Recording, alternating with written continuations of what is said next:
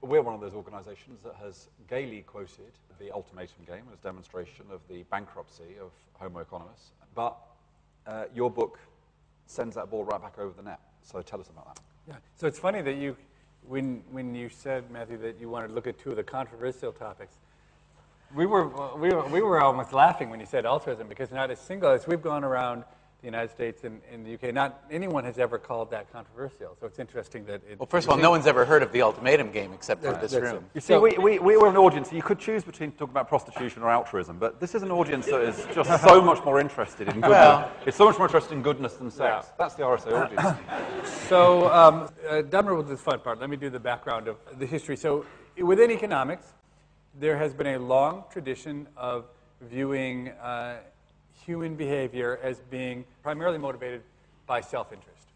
And I would say that in the 70s, a set of renegades who I think are quite popular among this crowd, began challenging those ideas and test those ideas.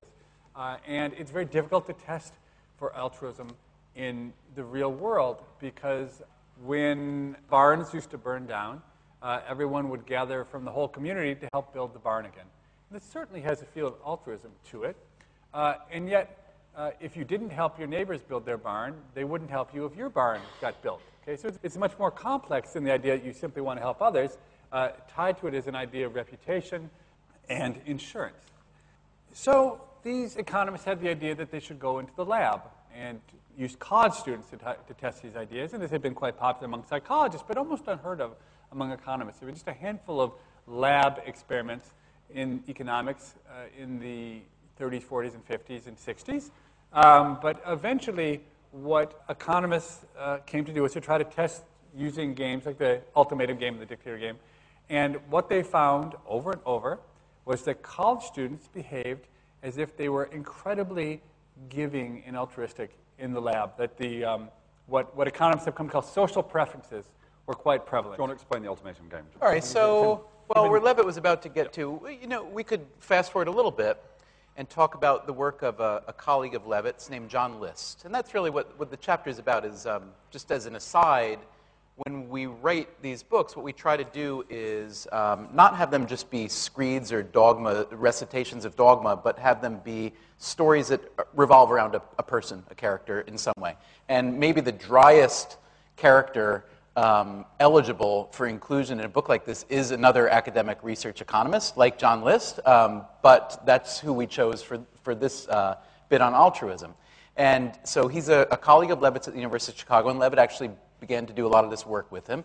And it revolved around trying to take the received wisdom about altruism that was derived from 20, 30 years worth of first lab work, but then extended well out into the lab. So these projects that took ultimatum and dictator game out into societies all over the world to try to measure generosity among people, to try to establish essentially what is the baseline level of human altruism, essentially, to be very reductive about it. So John List was an experimental economist, is an experimental economist, who liked lab experiments like a lot of economists, but he also liked doing experiments in the real world where people didn't know that they were being observed. And so he had kind of absorbed a sort of dissonance between the received wisdom that the lab seemed to teach and the way the real world could actually work, and wanted to ultimately identify just the level and the kind of robustness of the altruism that you see in the lab. So what John List did was he did exactly what everyone before him had done, which is run the same experiment. So ultimatum game, let's pretend the two of us would come into a lab, and let's say you're the experimenter. And we would not see each other. We'd be anonymous to each other. And let's say I would be given $10. And I would be told that there's someone else like me in another room that I won't see who doesn't get any money of his or her own, and I can choose to give some amount of my $10 to that other person. If that person accepts my offer, then he goes home with the offer, and I go home with the rest of the money. So if I have $10, I say, I'll give that person $4. And he says, okay, I'll take $4 even though I know the other person's getting a bit more. Then we both go home relatively happy. He has $4 and I have $6, okay? And if I were the person in charge of the giving, I would say, 2 cents for you. Yeah.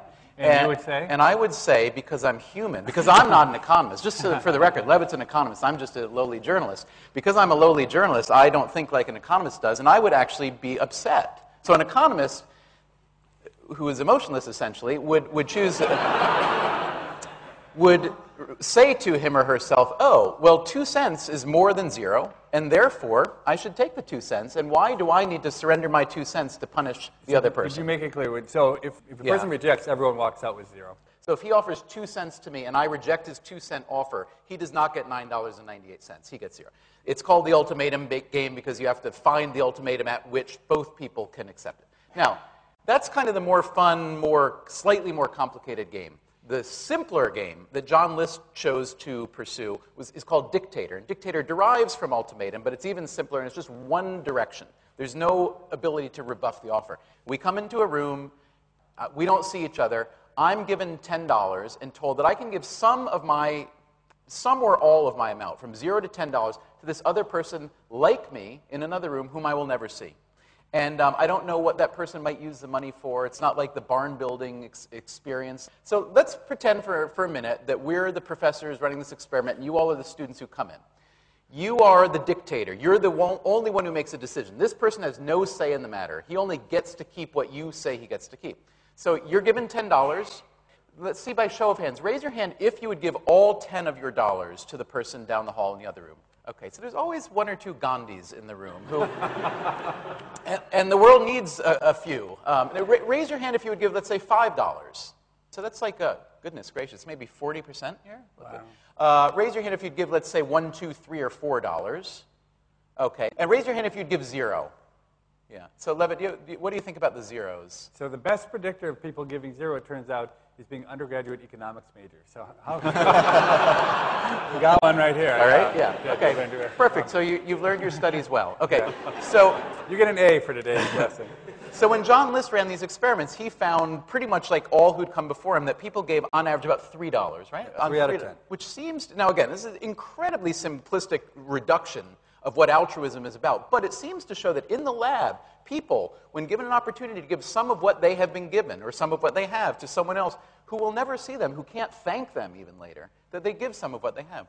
But let's just stop for a second. I want to say, so hundreds of experiments have been done by this, and the economists and the psychologists involved have taken that as evidence against the standard economic model. What they say is, look, people don't behave in their self-interest. They're eager to give away their money to strangers, even though there's no benefit. Therefore, we need to remake our economic models. A lot of what we write about are how incentives affect behavior, right?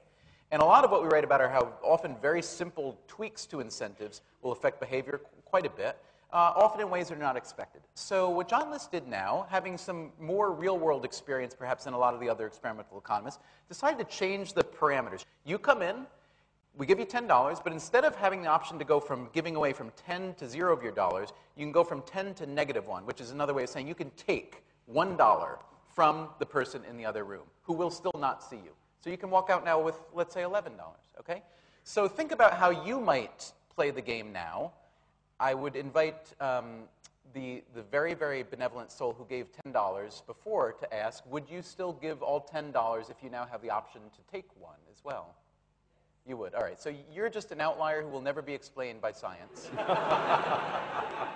And thank God. I mean, you know, these people are very valuable to society. As you can see, however, they're quite rare. But here's what John List found. Once you give people the option to go from -1, suddenly, in real life, nobody's giving $10 anymore. Practically nobody's giving $5 anymore. The most common choice now made is 0, correct? So now you see, you go from, now the average giving is still positive at this point, right? It's about $1.50 or so.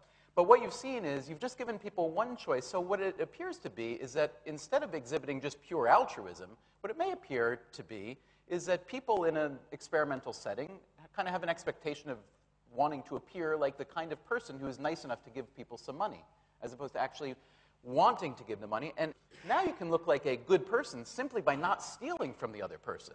But now John List goes even further.